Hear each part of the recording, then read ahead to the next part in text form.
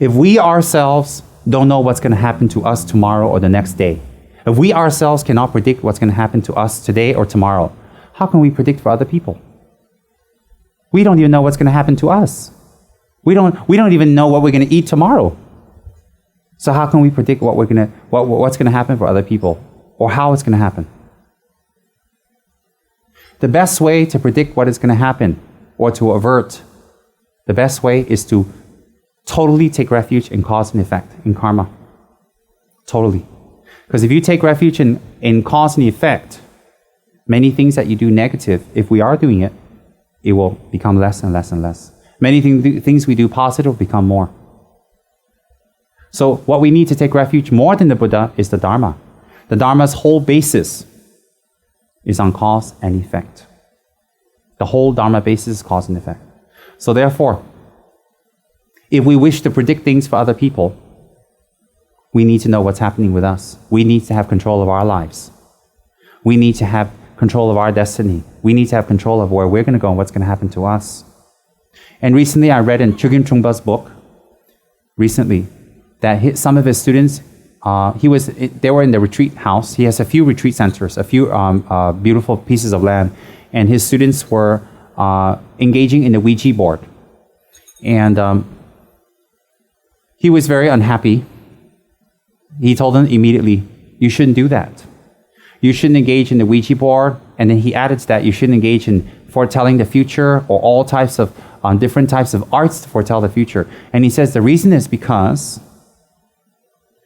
the very reason they were created, the very reason is because these beings don't have a higher level of ascertaining what will happen in the future.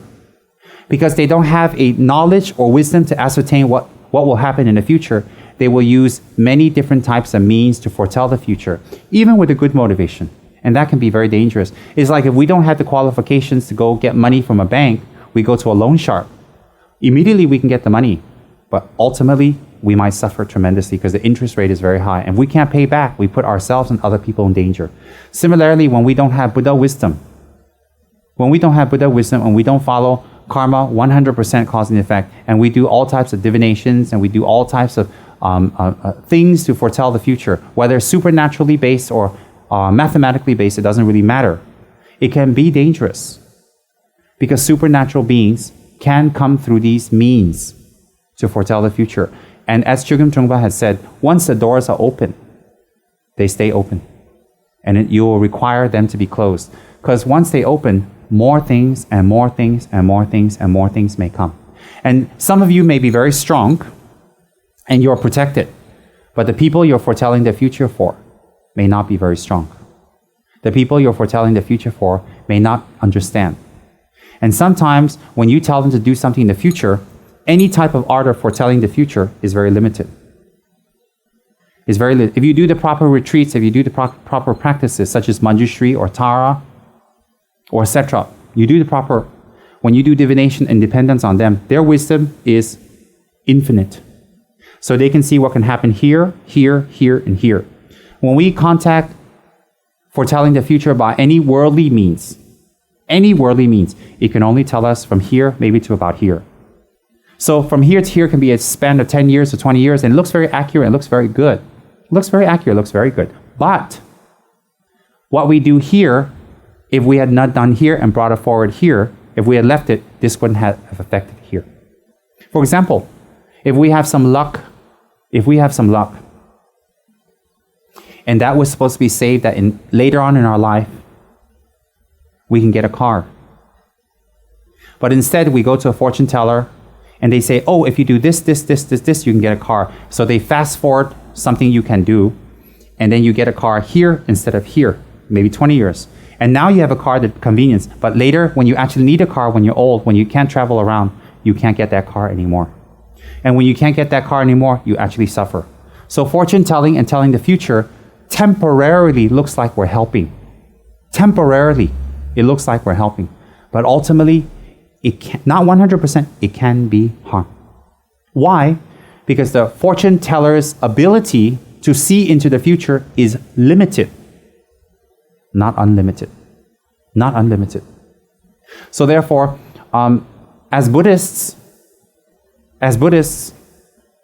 Doing fortune telling is not bad karma. It's not something bad or evil, but it can be harmful. So the effect of the harm can be bad karma. For example, in Buddhism, actually drinking itself is not really bad karma. But the effects of drinking, such as not taking care of your body, burdening your wife or your husband, wasting your money, burning your liver, and then your dependency on others to take care of you because you become an alcoholic or drank too much or wasted your money, that is the bad karma. You burden others. But the actual drinking is not good or bad. Similarly, fortune telling itself is not good and bad. It's not good and bad. But the effects of it can be very dangerous for some people. For some people have great effects, for some people it can be very dangerous. Very, very dangerous. Why? You tap into something you know nothing about and you cannot see way into the future. So like I said, some of us can be harmed if we do it, some of us don't get harmed. Geshe did the art of divination, which is very secret, and I saw and I experienced with just his mala. He just went like that. Sometimes Geshe just wears the mala on his head. But sometimes he slips. He doesn't do it, he just tells me. And I said, don't you want to check your mala? He goes, oh, yeah. Then he checks that. Yeah. Sometimes he slipped. A few times he slipped. Because another time I wanted to get a job to move to the center because I was working 2-3 hours away, very far. So in order to get a new job, I don't know if I get it or not. And he predicted to me how and when. But he slipped. And I said, don't you need mala? He said, no. Oh, yeah. So I've seen great masters who have clairvoyance, and I'm sure Geshe does, who pretend they don't. Because their Gelugpa lamas are taught to not show off their powers. So don't forget that. Gelugpa lamas are taught not to show off their powers. All right? Don't forget that. Nobody believes me, okay. I don't believe me either. So in any case, but he you have to believe. In any case, so if we want to do divination, we can. You don't have to be a lama. It doesn't matter if you're a male or female, but go through the right steps. Contact the right deities. Go through the right procedures that are time-tested. Again, time-tested. If you don't, you start doing Ouija boards and all that stuff. You don't want to get up in the middle of the night and you see someone pulling off your blankets. And they have no arms. Or they're dark and they make funny buzzing sounds in your ear. Or they come and press you on your chest. Or worse, they come and sleep in bed with you. You're like, uh-oh. You don't want that, do you? No. We don't want to open up those channels. We don't want to play with ghosts and spirits and fairies and gnomes and angels. And we don't want to play with that. And some spirits are very sneaky. They come in as angels or spiritual beings and they give you a fake name because you don't have the power to see. They can trick you easy. Never. Never do those kind of things. Do the correct way. I'm not telling you the Tibetan way is the correct way. I'm telling you the Tibetan way is one of the correct ways. There are a few correct ways. Few. And that's very important. But generally, divination is not something that we should really focus on. We should focus on always, if there are two things to do, one is more difficult, do the more difficult thing. When difficulties arise, be patient because they're the results of your karma. And to collect a lot of merits.